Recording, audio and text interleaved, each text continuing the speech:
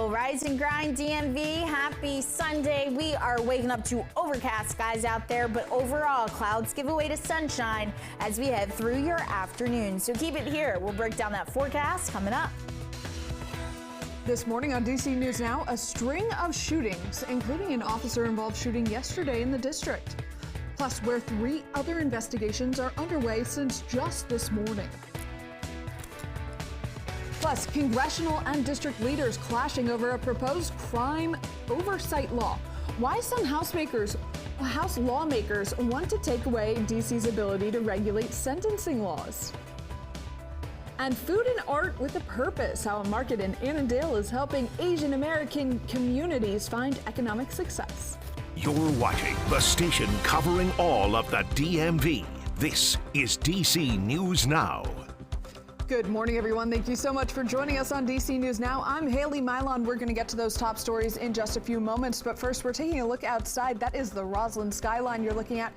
It's still looking a little misty out there. Brittany Ward over in the Weather Center getting us set for what you would call our Sunday fun day, Brittany. Is it going to be a fun Sunday? Yeah, you know, it's going to be fun because overall, Haley, it's going to be a dry day out there. Yes, we are waking up to cloudy skies across much of the area, and we're also dealing with some patchy fog, so take your time when stepping out the door, but we'll start to see improvements as we head through your afternoon. So satellite and radar are showing you the wider picture. Here's that storm system now off of the coast of the Carolinas. That's what brought us the showers we saw yesterday, but right now we are dry here in the nation's capital and along the northeast. Temperature wise, not looking too bad when stepping out the door. We're sitting at 64 degrees right now in the nation's capital, 63 as you head over there to Fredericksburg, Virginia.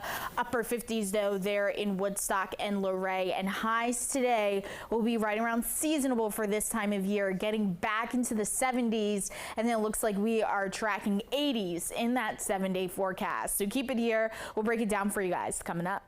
Brittany, thank you. Breaking news out of Prince George's County. A man was shot and killed early this morning in District Heights. 2 others suffered injuries. Police say it happened just before 2 a.m. They responded to the shooting on Marlboro Pike near the intersection of Regency Parkway. There they found a man with gunshot wounds. He was pronounced dead on the scene. Officers also say a second man was shot and taken to the hospital. He's doing okay. Also, a woman was taken to the hospital for non-life-threatening injuries. If you have information about this incident, you are asked to call police. And to Arlington, police are investigating a shooting in the courthouse area. It happened around 2 a.m. this morning in the 1300 block of North Courthouse Road. A man showed up at a hospital with critical injuries. Police will be in that area for a while to continue their investigation, and we're working to bring you the latest. DC Fire and EMS say that 3 people are hurt following a multi-vehicle crash in Northwest. You can see Park Police using a helicopter to medevac one of those victims here on your screen. Officials say it happened last night on Rock Creek Parkway near P Street. 1 victim has critical injuries and 2 others have serious injuries. We're going to continue to keep you updated on that as well. A DC police officer is recovering after being stabbed yesterday in Northwest, and so is the attacker the officer shot. DC News Now's Dave Laval tells us what led up to the incident outside of an apartment complex. Things are a lot calmer here at the Colonial Plaza Apartments. However, gunfire changed all that Saturday afternoon. It is scary, at least. Not what Ashley Henry wants to see, just as she arrives from Nashville to move her son into the Columbia Plaza Apartments. Police cars all around the complex as an officer shot and wounded a suspect. Yeah, I know it's dangerous everywhere now, but, you know, you just pray that everything's going to be okay. Officers responded around 10:40 Saturday morning for a welfare check. Someone allegedly said their friend suffered a mental health episode. The Department of Behavioral Health arrived to take the man in for a mental evaluation. Roughly 4 hours later, police say the suspect used this knife to stab one of the 4 officers in the neck. That officer used a taser, which police said did nothing. A member then used his department-issued service weapon, striking the individual. I'm a little worried, but you know, hopefully this is just a one-time thing. I'm not totally sure. Saturday's incident took place just over a year after another shooting at the complex.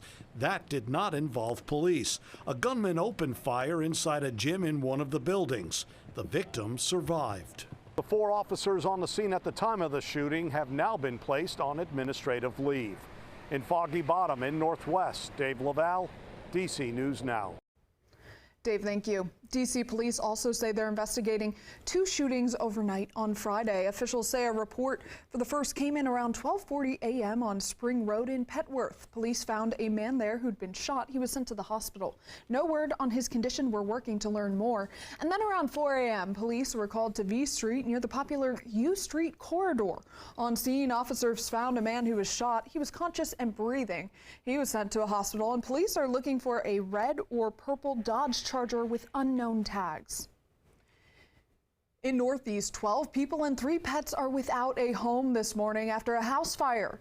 Officials say it happened at a multifamily home on 24th Street just around 4 o'clock. No injuries are reported. Fortunately, investigators are still on scene. They're working to determine the cause of that fire. And over to Maryland, a Montgomery County student was robbed of his clothing at knife point while headed home from school. That, according to police who just released this video you're seeing of the suspect. We're told it happened Wednesday, May 1st on Loxford Terrace in Wheaton. Police are hoping to identify who this is. They believe the suspect is between 15 and 18 years old. A midday rescue in D.C. A man fell down an open shaft in a building that was under construction. Officials say it happened on 6th Street Northwest around 11 yesterday.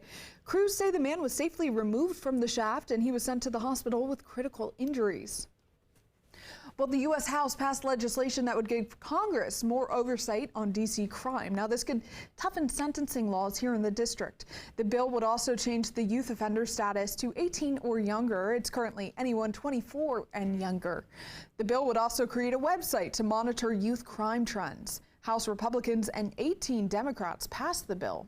Now, Mayor Muriel Bowser and D.C. officials criticized the bill in a letter to House leadership, saying it would reduce D.C.'s autonomy and would prevent district policymakers from responding to emerging crime trends or even create new crimes.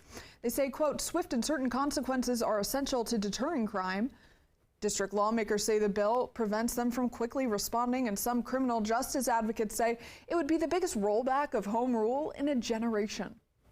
It would really hamper our ability to protect the residents of the District of Columbia. At the moment, struggles to change the name of a post office. It can't be trusted to handle all of the legislative needs for D.C.'s sentencing laws. Congressman Byron Donalds introduced the legislation. He says progressive policies in D.C. aren't working and that this new bill helps make the city safer. The bill now heads to the Senate, controlled by Democrats. Now, according to the latest numbers from D.C. police, overall crime is down 16%, violent crime down 27% compared to the same time last year. There have been 64 murders this year compared to the clip of 83 at the same time last year. Assault with a dangerous weapon and robberies, both down 29% and 27% respectively. In Maryland, a new law is set to be signed by Governor Wes Moore. It is expanding a program used to prevent drunk driving, requiring anyone who gets a DUI to have an alcohol detection device in their vehicle for a certain period of time. It also gets rid of a loophole allowing people in DUI cases to plead down to get probation. The law takes effect in October.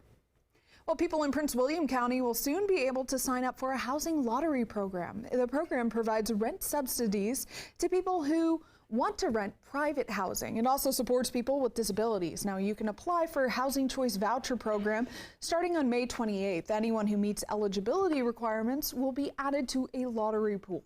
The county will select 100 people and add them to a wait list, and there's no cost to submit an application. Brittany, how are we doing outside this Sunday morning? You know, we are not looking too bad as we kickstart your Sunday. Yes, we are waking up to overcast skies, but overall, clouds will begin to give way to sunshine as we head through your afternoon. So if you plan on heading to brunch this today, not looking too bad. Temperatures by that 6 o'clock hour are expected to be in the upper 60s. Mostly cloudy skies is what we're going to be dealing with through the first half of your morning. Then it looks like we start to see a break in those clouds by lunchtime, and then by 2 o'clock, we'll start to see those temperatures rise into the 70s with highs seasonable for this time of year. So keep it here. We'll break down that full forecast coming up. All right.